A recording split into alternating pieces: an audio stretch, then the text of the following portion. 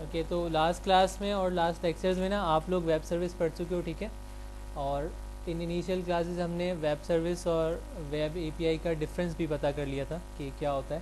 तो मैं वो थोड़ा सा रिकॉल कर देता हूँ। अच्छा, वो डिफरेंस रिकॉल करने के लिए हम अभी नेक्स्ट स्लाइड्स पे जाके उसको डिस्कस करते हैं कि क्या होती हैं।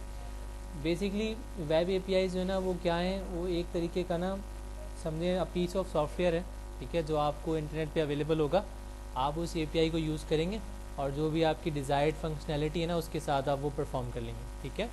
So the main purpose of web API is this कि जैसे बहुत कोई लॉजिकल या बहुत ही कोई ऐसे काम होते हैं ना जिसमें बड़ी रिसोर्सेज लगती हैं या जिसमें बहुत पैसा लग रहा हो या जो बहुत एक्सपेंसिव पड़ रहा हो एक कॉमन हम जैसे नॉर्मल डेवलपर्स को, ठीक है, तो वो क्या करते हैं उस केस में वेब एपीआई यूज़ करते हैं। सही है। अच्छा, वेब एपीआई का एक और बेनिफिट ये हो सकता है कि आपको जल्दी से ही जो है ना कोई वो बना बनाया टूल मिल जाता है, आप उस टूल को अपनी एप्लीकेशन में इंटीग्रेट कर लेते हैं एंड देन आप उसको यूज़ कर लेते हैं। सही है।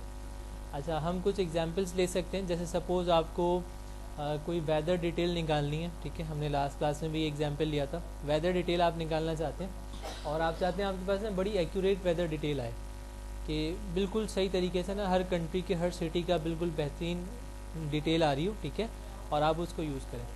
तो अब वो इतना आसान तो है नहीं, ठीक है। वो आसान क्यों नहीं है? बिकॉज आप यू डोंट नो कि आप कराची में हैं तो आपके पास वो इस्लामाबाद में क्या हो रहा है, या फिर अगर आप ऑस्ट्रेलिया में सिडनी में बैठे हैं तो आपको नहीं पता कि वो साउथ अफ्रीका में केप टाउन में क्या हो रहा है। So you don't know about all the cities, आपको सारी सिटीज़ का नहीं पता होता। उसको पता करने का एक ही तरीका है, आप सिंपल क्या है, आप सैटेलाइट भेजें, ठीक है। वो सैटेलाइट आप ऊपर भेजें आसमान में और वो सैटेलाइट सारा प्रोसेस करे और सारी कंट्रीज़ को जो ना वो कवर अप करे और सारी सिटीज़ को कवर अप करे एंड देन वो आपको बताए कि भाई this is the weather situation of each and every city.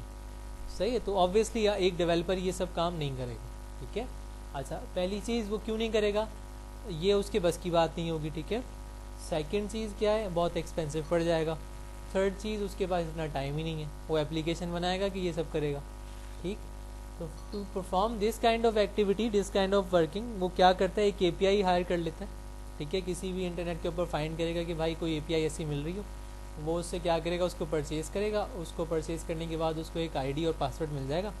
उस आईडी पासवर्ड की बेस पे वो उसे अपनी एप्लीकेशन से कनेक्ट करवा लेगा, ठीक है। ये चीज़ क्लियर हो गई यहाँ तक? सही। अच्छा, अब वेब एपीआई के लिए क्या होगा, उसको एक एंड यूआरएल मिलेगा, यानी जिससे वो वेब एपीआई लेगा वो उसको एक एंड यूआरएल प्रोवाइड करेगी। वो उस एंड यूआरएल के ऊपर रिक्वेस्ट को भेजेगा, उस पर रिक्वेस्ट जाने वाली होगी। उस रिक्वेस्ट के ऊपर साथ में क्या भेजेगा, वो अपने पास जो वो सिक्योरिटी टोकन हो सकता है, वो सिक्योरिटी की हो सकती है कि भाई मेरे पास एक आईडी है, वो आईडी उस एपीआई में जाएगी, वो एपीआई उस आईडी को प्रोसेस करेगी and then that API will let him know कि आप इसके लिए ऑथराइज हो या नहीं हो। सही है ना।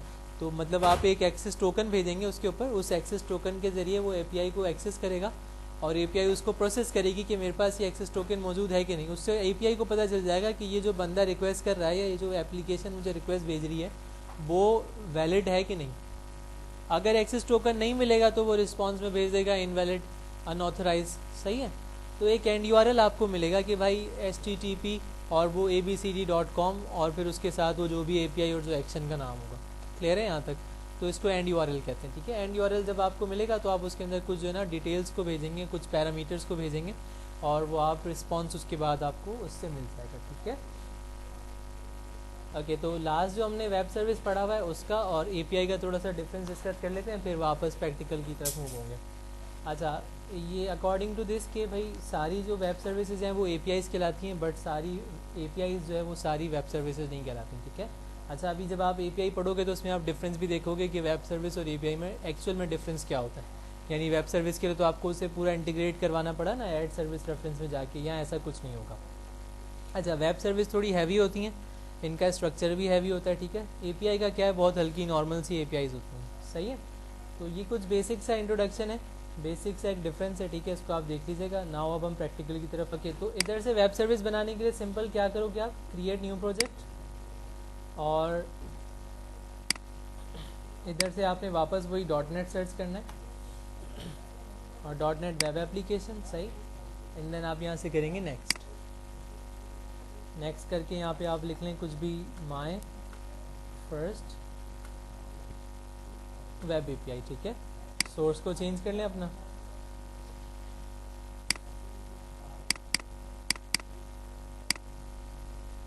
ओके सही है। देन आप इसको क्या करेंगे, क्रिएट कर देंगे बस। अच्छा अब यहाँ पे देखें, आपके पास लास्ट टाइम आपने वेब सर्विस के लिए क्या किया था, एमटी लिया था। अपनी ई कॉमर्स साइट के लिए आपने एमवीसी लिया था। अब आप एपीआई के लिए क्या करेंगे, वेब एपीआई। ठीक है, ये आपको डिफ़ॉल्ट उसका कंट्रोलर और एक्शन वगैरह बना कर दे देगा, बिल्कुल इनिशियल। ठीक है, इसको चेक रखना है, रखें, नहीं रखना तो नहीं रखें। वेब एपीआई पे क्लिक करें और एंड देन ये यानी आपका एक टेम्पलेट होगा एक तरह से। ठीक है, इसको आप कर दें क्रिएट। तो ये आपके पास प्रोजेक्ट बन के आ गया। सही है, इसका पहले आप कुछ स्ट्रक्चर देख लें तो ये बिल्कुल एमवीसी जैसा ही आएगा। सही है, इसमें आपके पास मॉडल भी होगा, व्यू भी होगा, कंट्रोलर भी होगा, यानी वही बिल्कुल जो आप एमवीसी लेते थे ना, बिल्कुल वैसे। अच्छा एमवीसी में क्या होता था, आपके पास एक कंट्रोलर आता था डिफ़ॉल्ट होम वाला। अब आपके पास एक और कंट्रोलर आया है वैल्यूज़ का। ओके, तो हम देखते हैं इसमें क्या डिफरेंस है वैल्यूज़ और ये वैल्यूज़ आपके पास आ गया इधर, ये रहा। सही है, ठीक है। अच्छा अब क्या करना है इसके अंदर आपने, आप इसको सिंपल बिल्ड कर लें एक बार और इसे चला के भी देख लें। ऐसा याद करें, मैंने लास्ट आपको बताया था कि गेट का मतलब गेट और अपडेट का मतलब क्या होता है, पुट। ठीक है, तो ये पुट वाला एक्शन है। सही है,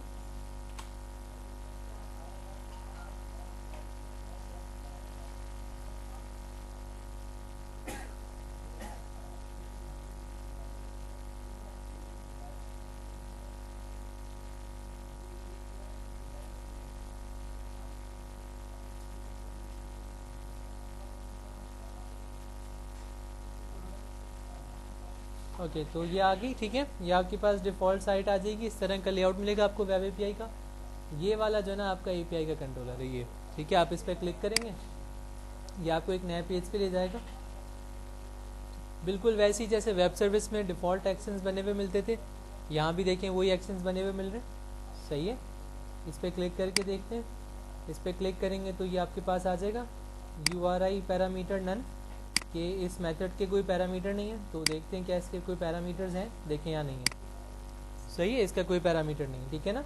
अच्छा बॉडी पैरामीटर, तो बॉडी पैरामीटर भी नहीं है इसके पास कोई। अच्छा रिस्पॉन्स इन्फॉर्मेशन, इसके पास ये रिस्पॉन्स क्या देने वाला है आपको, तो रिजोर्स डिस्क्रिप्शन क्या है, ये आपको कैसा रिस्पॉन्स देने वाला है, कलेक्शन ऑफ स्ट्रिंग। ओके तो चेक करते हैं, देखें इसमें क्या है, कलेक्शन ऑफ स्ट्रिंग। एक स्ट्रिंग है और दूसरी स्ट्रिंग है। So when there are more than one things तो क्या कहलाएंगी, कलेक्शन। ठीक है, तो ये आपके पास कलेक्शन आ रहा है। ठीक है, तो इसका रिस्पॉन्स टाइप क्या है, collection of string. Response format क्या है इसका, इस तरह का फॉर्मेट होगा। ठीक है, यहाँ देखें वैल्यू 1 लिखा है, वैल्यू 2 लिखा है, यहाँ क्या दिखा रहे हैं, सैम्पल स्ट्रिंग 1, मीन्स कि ये आपको सिर्फ सैम्पल दिखा रहा है। ठीक है, अगर आप यहाँ पे पूरा नेम भी रिटर्न कर रहे हैं ना, so it is not showing you the name, वो आपको नेम नहीं दिखा रहा, because you are not authorized, आप ऑथराइज नहीं है ऐसे। वरना तो कोई भी एपीआई पे जाकर देख लेगा ना डेटा क्या पड़ा हुआ है। ठीक है, इसीलिए वो क्या दिखा रहा है आपको, सैम्पल दिखा रहा है। Is that clear. ठीक है, इसके बाद क्या है, एप्लीकेशन एक्सएमएल टेस्ट एक्सएमएल, ये इस तरीके से आपको एक्सएमएल में आपको इस तरह से रिटर्न मिलेगा। ठीक है, जेसन में आपको ऐसे मिलेगा, एक्सएमएल में आपको ऐसे मिलेगा।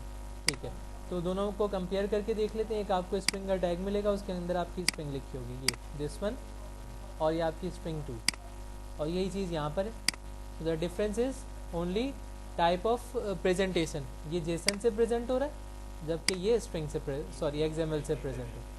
ठीक है, ओके तो ये हो गया हमारा एक action. Let's move back to home page. अब आप यहाँ पे नया देखेंगे एक्शन, तो वो ये है। Okay get API values ID, ये इसका यूआरएल ऐसे बनेगा। ठीक है, एपीआई वैल्यूज़ आईडी। अच्छा अब देखते हैं नेक्स्ट, हमारे पास क्या है, गेट। एक गेट के अंदर आपके पास क्या आईडी का पैरामीटर है, ये आईडी आ गया। ठीक है, ये पैरामीटर आपने बताया हुआ इधर, उसने खुद निकाल के दिया। देखें यहाँ पे क्वेश्चन मार्क नहीं है, इसका मतलब ये नलेबल नहीं है। तो इसमें क्या लिखा हुआ है, रिक्वायर्ड, ये आपने देना ही देना है, इसके बगैर ये एपीआई नहीं चलेगी। बॉडी पैरामीटर कोई नहीं है इसका। ठीक है, रिस्पॉन्स इन्फॉर्मेशन कैसी है, स्ट्रिंग, यानी आपको स्ट्रिंग रिटर्न कर रहा है वो। देखें एक स्ट्रिंग जा रही है ना, इसमें क्या था, कलेक्शन ऑफ स्ट्रिंग का। ओके जेसन में ऐसे आएगा, एक्सएमएल में ऐसे आएगा। ठीक है, क्लियर। ओके अब आ जाते हैं नेक्स्ट पे, पोस्ट की तरफ। ठीक है, पोस्ट में क्या है, URI parameter none, body parameter string. तो देखें आपके पास नेक्स्ट है पोस्ट। देखिए फॉर्म, इसका ये डिफरेंस है, ये यूआरआई पैरामीटर कहलाएगा, ठीक है, और ये कौन सा पैरामीटर कहलाएगा, बॉडी पैरामीटर, बिकॉज ये आप फॉर्म बॉडी में से उठा रहे हो। सही है। यूआरआई पैरामीटर और फॉर्म बॉडी पैरामीटर में डिफरेंस क्या है, यूआरआई पैरामीटर में आप यूआरएल लगा के भेज दोगे, मीन्स के देखो ऐसे एग्जैक्टली लिंक बना देंगे, ठीक है। आप ये देखें, ये आपका यूआरएल बनेगा और इधर आप अपना लिख देंगे 5, यानी आपका कैसा हो जाएगा यूआरएल, समथिंग लाइक दिस।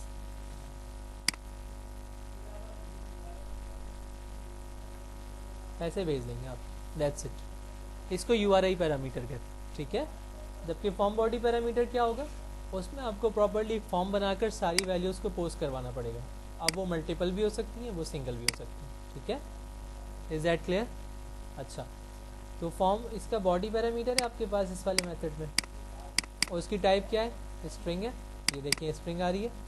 अच्छा, उसका रिस्पॉन्स टाइप बिल्कुल ऐसा है, ये जेसन, ये एक्सएमएल, और ये क्या चीज़ है, fail to generate the sample for media. Okay, जब वो कोई एक्सेप्शन आएगी या फेल होगा तो फिर वो आपको ऐसे देगा, ठीक है। अच्छा, अब आप क्या करते हैं, आप आ जाते हैं नेक्स्ट की तरफ, जो है पुट। अच्छा, आप देखें इसमें दोनों टाइप के पैरामीटर्स हैं आपके पास, यानी अगर आप ये देखो तो इसमें आपके पास सिर्फ यूआरआई पैरामीटर था, इसमें सिर्फ बॉडी पैरामीटर था, इसमें यूआरआई और बॉडी दोनों है। कैसे देखें, यूआरआई पैरामीटर क्या, आईडी, यूआरएल ऐसे बन सकता है, ठीक है। बॉडी पैरामीटर क्या है, स्ट्रिंग, ये देखें, ये यूआरआई हो गया, ये बॉडी पैरामीटर हो गया, सही है। इसकी रिटर्न टाइप क्या है, कुछ भी नहीं है, तो ये आपको कुछ नहीं रिटर्न करेगा।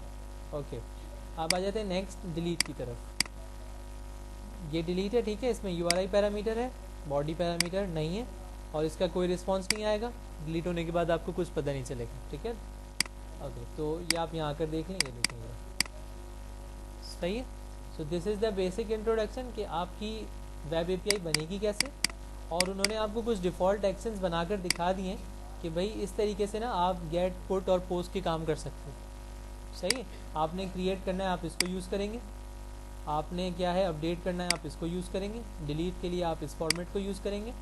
Means in a very simple way वो आपको बता रहे हैं कि अगर आप गेट करना चाहते हो लिस्ट के लिए ये होगा, ठीक है, एडिट के लिए आपको डिटेल चाहिए तो ये होगा, आपको क्रिएट करना है तो ये होगा, आपको पोस्ट करना है तो ये होगा, और डिलीट करना है तो ये होगा। तो अगर आप नोट करें तो वेब सर्विस के अंदर भी हम यही काम करके आए। पहले हमने क्या किया, लिस्ट वाला एक्शन बनाया, ठीक है, फिर हमने इंसर्ट वाला बनाया, फिर हमने डिलीट वाला बनाया, और हमने अपडेट वाला भी बनाया था, ठीक है। और इसकी हमें ज़रूरत पड़ी नहीं, ये चाहते तो हम ये भी बना सकते थे। तो very simple thing is this कि there is not such difference between web service and web API.